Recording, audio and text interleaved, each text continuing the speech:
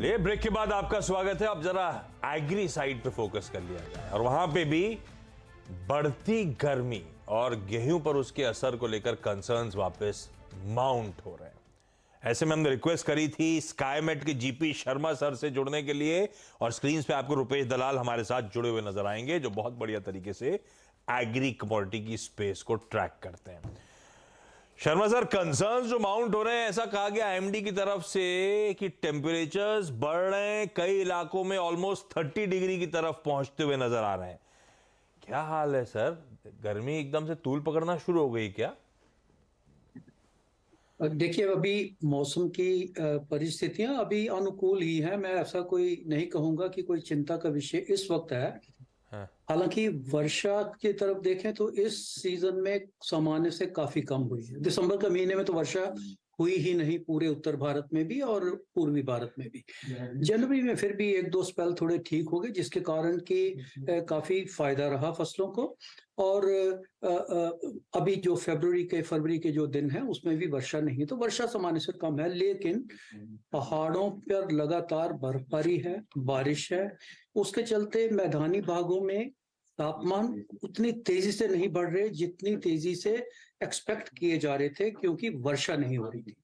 तो मेरा अनुमान अभी भी है कि आने वाले दिनों में भी, खासकर फरवरी के महीनों में, जब तक ये पश्चिमी विक्षोभ जो कि अभी भी है, इसके जाने 8, 9, 10 तारीख को, कल तो मैं कह रहा हूँ स्नोफॉल होना चाहिए काफी जगहों पे, उसके जाने के बाद एक और पश्चिमी विक्षोभ, तो ऐसा ये सिलसिला चलता रहेगा। और जब पश्चिमी विक्षोभ, वेस्टर्न डिस्टर्बेंस अगर पहाड़ों के ऊपर चलते रहे तो उसके कारण जो मैदानी भागों के तापमान, चाहे वर्षा ना भी हो, तो थोड़े अंडर चेक रहते हैं, एकदम शूट अप नहीं होते हैं। हमने देखा दिल्ली का तापमान कल के दिन में वो 29 डिग्री हो गया था, आज के दिन में फिर गिर के वो लगभग 25 डिग्री, 25-26 के आसपास, जो कि सामान्य है। तो अभी इस स्टेज पे कोई ऐसी परेशानी वाली बात मुझे नहीं समझ आ रही। लेकिन जैसा कि पिछले साल हुआ था, जनवरी के महीने में तो बहुत ही बारिश हुई थी उत्तरी भागों में, 3 से 4 गुना सामान्य से, और उसके बाद फरवरी में बिल्कुल ही सूखा करीब हो गया, मार्च में उससे ज्यादा, और तापमान एकदम से शूट अप कर गए थे। हीट स्ट्रेस फसलों के लिए बढ़ गया, तो हाँ। उसके लिए हमें इंतजार करना पड़ेगा अभी। लेकिन अभी कोई फरवरी के महीने में मुझे इसकी कोई इतनी ज्यादा चिंता दिखाई नहीं दे रही देश के उत्तरी भागों में, जिसमें पंजाब, हरियाणा, दिल्ली, राजस्थान और इवन उत्तर प्रदेश के क्षेत्र गिने जाएंगे। जी, वाह, तो अभी बहुत ज्यादा घबराने की जरूरत नहीं है। बीच में इंचअप हो रहा था, वापस टेम्परेचर्स कूल ऑफ होते हुए नजर आए। अरे डर ये लग गया था शर्मा सर, वो लास्ट ईयर जब गर्मी के कारण गेहूं का उत्पादन बहुत सिग्निफिकेंटली इंपैक्ट हुआ था, तो ये अभी तो आपने कहा एकदम 29 इंचअप हुआ था, शूट अप होता दिल्ली, अब कूल ऑफ होकर 25-26 डिग्रीज के आसपास पहुंच गया है। मार्च एंड मेरे लिए फिर इंपॉर्टेंट है। मार्च एंड तक क्या आप देख रहे हो टेम्परेचर सिग्निफिकेंटली बढ़ते हुए? स्काईमेट का अनुमान क्या कह रहा है? स्काईमेट का अनुमान यही है, क्योंकि वर्षा सामान्य से कम रहेगी, उसके चलते तापमान में वृद्धि तो जरूर होगी। तापमान सामान्य से, देखिए, सामान्य से अगर तापमान 2 डिग्री भी ज्यादा हो जाता है तो फसलों के लिए वो बहुत बहुत ही महत्वपूर्ण विषय बन जाता है। तो तापमान में वृद्धि जरूर होगी, मार्च के महीने में बढ़ने की संभावना जरूर है। लेकिन वो किस हद तक बढ़ेंगे, अभी थोड़ा सा प्रीएम्प्ट करना उसके लिए थोड़ा होगा। अगर मैं कहूं कि वो एकदम से शूट अप करेंगे, सामान्य से लगभग 1 डिग्री के आसपास, तो जो ठीक। तापमान उत्तर भारत के क्षेत्रों में बढ़ने की संभावना रहेगी। लेकिन मौसम की परिस्थितियां इस बार ऐसी रही हैं, लेकिन ठीक। ना तो कहीं ओलावृष्टि हुई है, ओ। केवल राजस्थान के कुछ क्षेत्र थे। सबसे ज्यादा इंपॉर्टेंट होता है टेम्परेचर वेरिएशन और वेदर कंडीशन, जिसमें कि ओले नहीं गिरने चाहिए, हेल स्टॉर्म नहीं होना चाहिए। चलिए, तो अभी वो तो अभी नहीं अभी हुआ। गैस एस्टिमेट करना मार्च एंड जी, में कहा होंगे टेम्परेचर थोड़ा जल्दी हो जाएगा। अभी बहुत जी, ज्यादा जी, घबराने की जरूरत है नहीं, शर्मा सर ये कह रहे हैं। बिल्कुल, जी, और आईसीएआर की रिपोर्ट ने बहुत ऑप्टिमिस्टिक पिक्चर थ्रू आउट करी थी, जो प्रोडक्शन नंबर्स वगैरह आए थे रुपेश। लेकिन अच्छा, वो सब हिस्ट्री हो गई। ये ओपन मार्केट्स जो सेल्स स्कीम सरकार ने रुपेश इंट्रोड्यूस करी थी, वो जो पहला ऑक्शन हुआ था, उसके बाद दरअसल कीमतें कितनी करेक्ट हुई हैं और मार्च एंड तक सप्लाई का समय आ जाएगा सामने। आप प्राइसेस कहां तक जाते हुए देख रहे हो?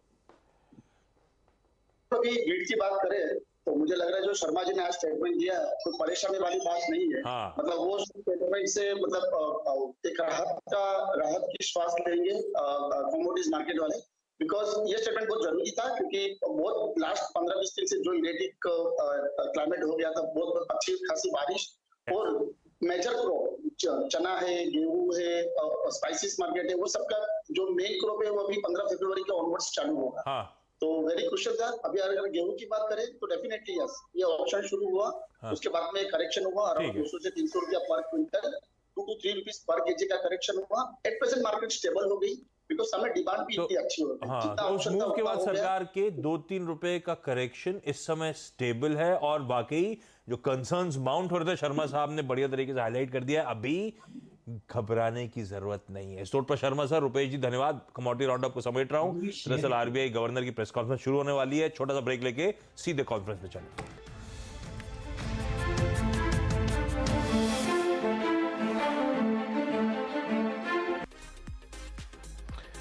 नमस्कार, स्वागत है आपका फ्यूचर एक्सप्रेस में। मैं हूं वीरेंद्र कुमार। इस कार्यक्रम में बहुत कुछ है। आज इंडस्ट्री से बातचीत करेंगे।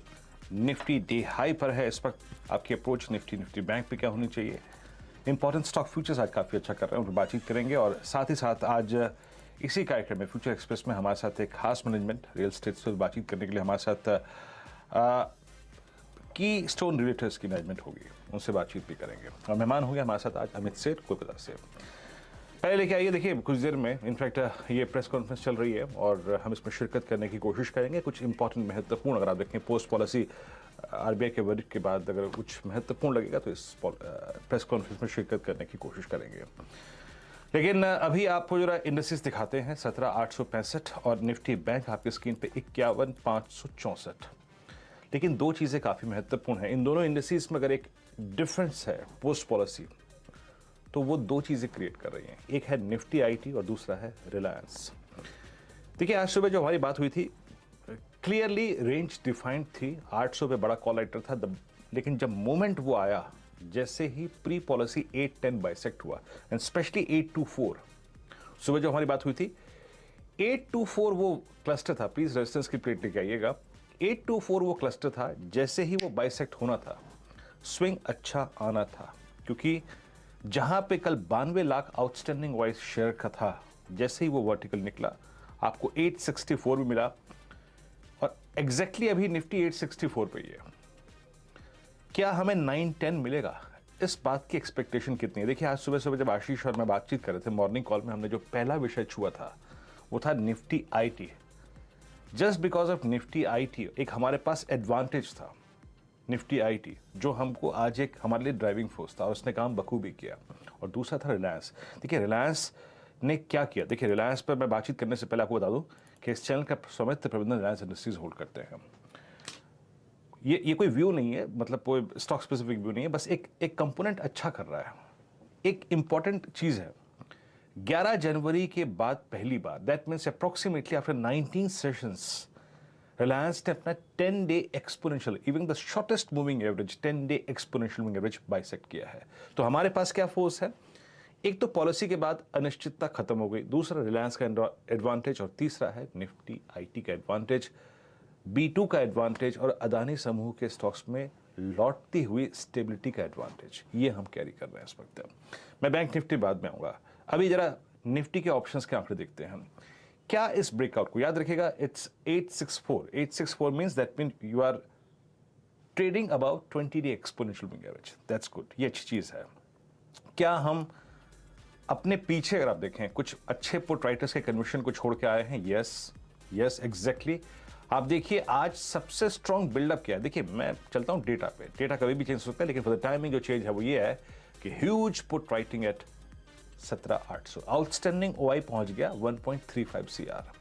और इवन आप एक चीज देख रहे होंगे, माफ कीजिएगा, पुट पे, मतलब कि 17,900 की पुट में, इन द मनी पुट में राइटिंग है। दैट्स गुड, ये कन्विक्शन बाजार में आ रहा है। और कॉल राइटर कहां पे है? कॉल राइटर अगर कहीं पे खड़ा है तो वो है 17,900 की स्ट्राइक पर, 88 लाख का आउटस्टैंडिंग वाई है और 18,000 की कॉल में करीब 1.5-1.25 करोड़ शेयर है, बट एडिशन आज नहीं है। ये डेटा अच्छा है और ये डेटा ये कहता है अगर आपने सुबह लॉन्ग लिया ओपनिंग के वक्त या फिर 800 के ऊपर या फिर 824 के ऊपर तो स्टे लॉन्ग, बट आपका स्टॉप लॉस याद रखिएगा आज के ब्रेकआउट पॉइंट के थोड़ा सा नीचे आना चाहिए, और वो मेरे ख्याल से वो जो 10.29 का 10.35 का डिप था पोस्ट पॉलिसी, उसके आसपास 17,790 या फिर 810 के आसपास उसका स्टॉप लॉस होना चाहिए। बाकी इंतजार करिए। निफ्टी और रिलायंस हमारे लिए एक सहायक कारक है, और दूसरा चीज़ ये भी है कि अगर प्रॉफिट बुक करना चाहते हैं तो याद रखिएगा 864 एक मार्क था जहां पे आपको छोटे स्विंग पर एक प्रॉफिट बुक करना चाहिए था। इट ऑल गोस, मतलब अगर आपको ट्रेड को ओपन रखना है स्टॉप लॉस थोड़ा सा वाइड होगा। अमित जी नमस्कार, बताइए आपकी इंडिसेस पे अप्रोच क्या रहेगी, निफ्टी पे आपका टेक। जी गुड आफ्टरनून वीरेंद्र जी। वीरेंद्र जी कहीं ना कहीं मैं आपसे पूरा सहमत हूं। अगर हम निफ्टी को देखें तो निफ्टी अभी भी बेसिकली अपने बजट डे के हाई लो के बीच में ट्रेड कर रहा है, लेकिन अगर इसमें एक सिमेट्रिकल ट्रायंगल ड्रॉ किया जाए तो आज उसमें हम ब्रेकआउट देख रहे हैं। अगर ये लेवल्स सस्टेन करते हैं तो मुझे लगता है कि पोजिशनली एक बार निफ्टी फ्यूचर्स में 18,000 तक के हमें लेवल्स देखने को मिलेंगे। मैं फ्यूचर्स की बात कर रहा हूँ। बैंक निफ्टी में अभी भी कहीं ना कहीं इतना कन्विक्शन नहीं आ रहा है। निफ्टी का जैसे कि आपने कहा, मेरी भी यही ऑब्जर्वेशन है कि रिलायंस ने एक अच्छा सपोर्ट से आज टर्न अराउंड दिखाया है। आईटी स्टॉक्स भी कहीं ना कहीं हमें 2 दिन की पुल बैक के बाद आज वापस हम आईटी स्टॉक्स में एक अपटिक देख रहे हैं। कल नैस्डैक कंपोजिट में एक अच्छा अपटिक देखा था। तो पैटर्न्स रिलायंस और निफ्टी आईटी में काफी पॉजिटिव है। तो इसके बेसिस में मुझे लगता है कि निफ्टी फ्यूचर्स पोजिशनली ऐसा लगता है कि इस एक्सपायरी में हम 18,000 तक के लेवल्स देखेंगे। और बैंक निफ्टी में अभी इतना कोई कन्विक्शन नहीं है, थोड़ा सा वहां पे और वेट करना चाहूंगा till we get more positive signals. जी हाँ, बैंक निफ्टी में कन्विक्शन इसलिए नहीं आ रहा है क्योंकि बैंक निफ्टी चला अच्छा, बट 20 डेमा को फिर सरेंडर कर दिया। देखिए बैंक निफ्टी में मैं आऊँगा, लेकिन जैसे कि मैं आपसे कह रहा था कि मैं बात करूँगा आज एक मैनेजमेंट से, और की स्टोन रिलेटर्स इनके नंबर्स आए। नंबर्स मैं आपको दिखाता हूँ। आई थिंक Q3 में जब आप नंबर्स देखेंगे तो थोड़ा सा आप सरप्राइज होंगे, क्योंकि एक सब्सटेंशियल डिप है नेट प्रॉफिट में, और करीब 5.25 करोड़ रुपए का वर्सेस अगर आप देखें 90 करोड़ रुपए के रेवेन्यूज अगर आप देखें तो यहाँ पे 126 करोड़ रुपए वर्सेस 870 CR, और एबिटा अगर आप देखें तो यहाँ पे करीब 8.7 का रहा वर्सेस 111 करोड़ रुपए, और मार्जिन्स भी इस बार अगर आप देखें 6.9% के जोन में 12.8 के कंपैरिजन में। हमारे साथ बातचीत करने के लिए कंपनी के CMD मिस्टर बोमेन रुस्तम ईरानी मौजूद है। सर नमस्कार, कार्यक्रम में स्वागत है। सर एग्जैक्टली इस डिप का जो वाई बेसिस पे नंबर्स विजिबल है across, I mean top line, bottom line, margin सब में, इसका बड़ा कारण क्या है? I mean it's a seasonality factor, last quarter बहुत स्ट्रांग था ये। देखिए पहले तो मैं आपको बताना चाहता हूं कि इंडियन अकाउंटिंग स्टैंडर्ड्स के हिसाब से आप प्रॉफिट तभी बुक कर सकते हो जब आपकी प्रोजेक्ट कंप्लीशन हो जाए, यानी आपको सारे रेगुलेटरी अप्रूवल्स मिलके ओसी हो जाए और पोजेशन के लिए आप ऑफर कर सको। तो क्वार्टर ऑन क्वार्टर ये हर बार मुमकिन होता नहीं है। आपके लिए the right numbers to watch out होंगे pre sales, collections and operation cash flows. हमारी कंपनी ने ये साल में 1,131 करोड़ की प्री सेल्स की है और कलेक्शंस करीबन 1,163 करोड़ की है। ये अगर आप देखेंगे, अगर वन टाइम इफेक्ट जो इंस्टीट्यूशनल सेल का हमने लास्ट ईयर लिया था उसको अगर आप निकाल देंगे तो 17% और 29% से ज्यादा है। So we are actually improved over the same quarter last year if you take out the effect of the one time जो हमने इंस्टीट्यूशनल सेल किया था। ऑपरेटिंग कैश फ्लो भी जो हमारे हैं ये क्वार्टर के लिए करीबन 110 करोड़ रुपए हैं और 9 मंथ्स एंडेड के लिए 280 करोड़ रुपए हैं। So all these lead to show towards a strong growth। उससे ज्यादा मैं कहूंगा कि रुस्तम जी यानी कीस्टोन रियल्टर्स जो है, हमारे पास प्रोजेक्ट्स जो है वो अफोर्डेबल हाउसिंग से लेके मिड मास यानी 1 से 3 करोड़ वाले मिड मास कहते हैं, उसके नीचे वाले अफोर्डेबल, उसके आगे एस्पिरेशनल 3 से 7 और 7 के ऊपर प्रीमियम और 15 के ऊपर सुपर प्रीमियम है। तो ये सारों में हमारा जो सेल्स रहा है वो काफी स्ट्रांग रहा है for the quarters.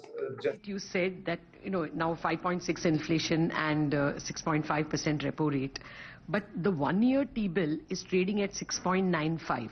So effectively, if you take 5.6% inflation, the real rate is already about 140 basis points, 130 basis points.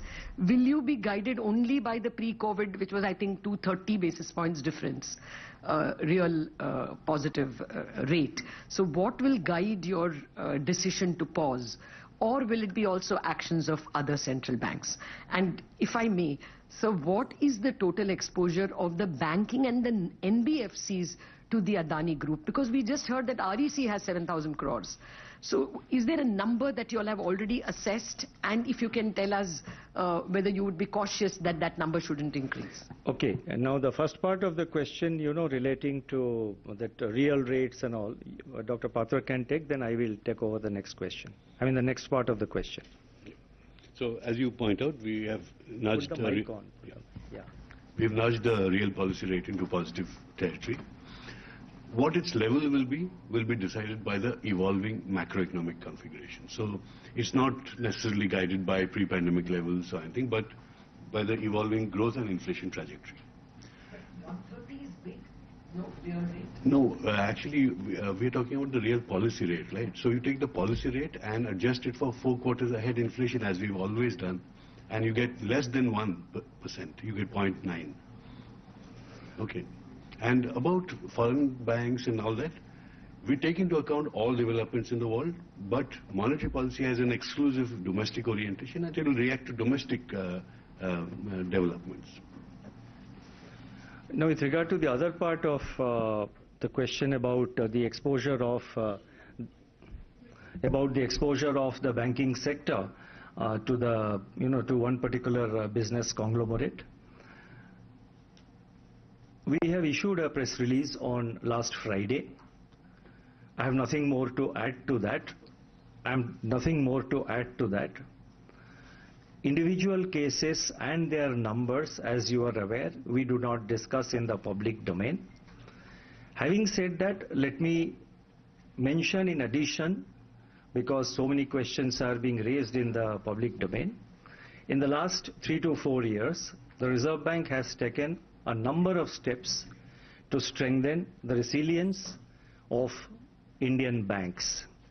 We have come out with clear guidelines to regulate the governance in Indian banks.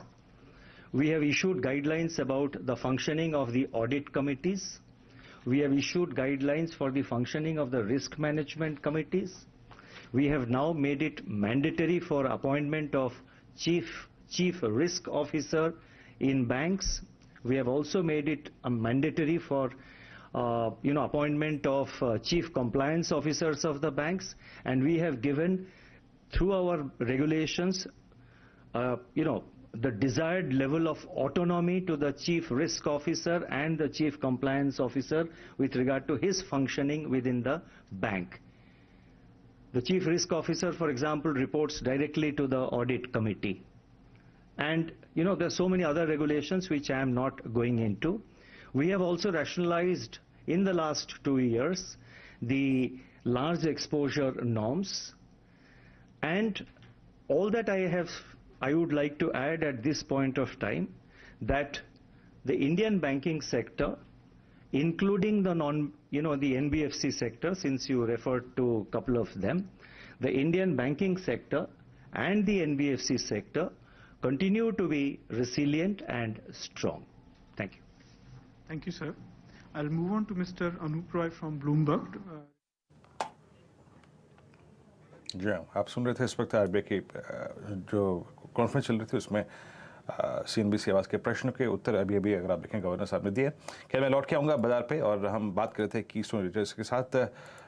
हम इस मंत्रणा में अगर आप देखें पिछले प्रश्न का उत्तर मैं जुटा ही चुका था मोरलेस। अगर आप देखें जो अकाउंटिंग नॉर्म्स होते हैं उसके चलते शायद आपको एक डैमेज दिखाई दे रहा है सर, लेकिन एक चीज़ मैं जानना चाहूँगा कि इस क्वार्टर में कितनी फ्रेश बुकिंग्स आई हैं, और ये जो ओसीज हैं लगभग 6 महीने में या फिर by the end of this fiscal मतलब CY23 कितनी ओसीज मिल जाएंगी, कितने प्रोजेक्ट्स की जो कि आप जिनको शामिल कर पाएंगे अपने नंबर्स में by this end of this calendar year? Virendra ji, आपने जो सवाल पूछा ओसीज की, सब्जेक्ट टू रेगुलेटरी जो हमको अप्रूवल्स लेनी पड़ती है, मैं मानता हूं एक ओसी बड़ी ओसी आएगी हमारी इस क्वार्टर में। उससे ज्यादा मैं आपको बताना चाहता हूं कि हमने जितने लॉन्चेस किए हैं इन द लास्ट 9 मंथ्स, करीबन 5.5 मिलियन स्क्वायर फीट के लॉन्चेस किए हैं, और उसकी टोटल ग्रॉस डेवलपेबल वैल्यू जो है वो करीबन 545 करोड़ रुपया है। बट उससे ज्यादा ये क्वार्टर जो चालू है इसमें हम 0.6 मिलियन लॉन्च कर रहे हैं, जिसकी ग्रॉस डेवलपेबल वैल्यू करीबन 1000 करोड़ रुपया है। हमारी ओवरऑल सप्लाई पाइपलाइन काफी रोबस्ट है और इसको हम जैसे जैसे अप्रूवल्स मिलते जाएंगे लॉन्च करते जाएंगे और हमारी काफी बिल्डिंग्स अंडर कंस्ट्रक्शन है जिसकी ओसीज आगे चलते हुए क्वार्टर्स में आएगी। ओके, मैं वही जानना चाहता था एग्जैक्टली सर कौन सा प्रोजेक्ट जो है वो नियर कंप्लीशन है। अच्छा सर, बस एक आखिरी प्रश्न आपसे, ये मार्जिन 6.9 की ट्रैजेक्टरी में रहे, इनके डिप का कारण क्या था, और दूसरा ये जो आने वाले कुछ क्वार्टर्स में है मार्जिन की ट्रैजेक्टरी क्या रहेगी? वो इस क्वार्टर में लोअर वॉल्यूम्स होने की वजह से मार्जिन थोड़े अफेक्टेड हैं, बस उतनी सी बात है। But you will see a healthy जिसको कहते हैं volume in this particular quarter, जिसकी वजह से वन टाइम में करेक्शन हो जाएगा। ओके ओके सर, बहुत बहुत शुक्रिया मिस्टर रानी, बहुत बहुत शुक्रिया आप इस कार्यक्रम में शामिल हुए और आई थिंक नंबर्स पे कुछ क्लैरिफिकेशंस आपने दिए और best of luck for next quarter sir CNBC की तरफ से। एक ब्रेक, मार्केट 17,843 और निफ्टी बैंक अगर आप देखें 41,490 पे, निफ्टी बैंक इस वक्त प्रेशर डालता हुआ मार्केट पे, बाजार पे। एक ब्रेक और ब्रेक के बाद अमित जी की कॉल से बातचीत करेंगे, छोटा सा ब्रेक लेकर हाजिर होता है।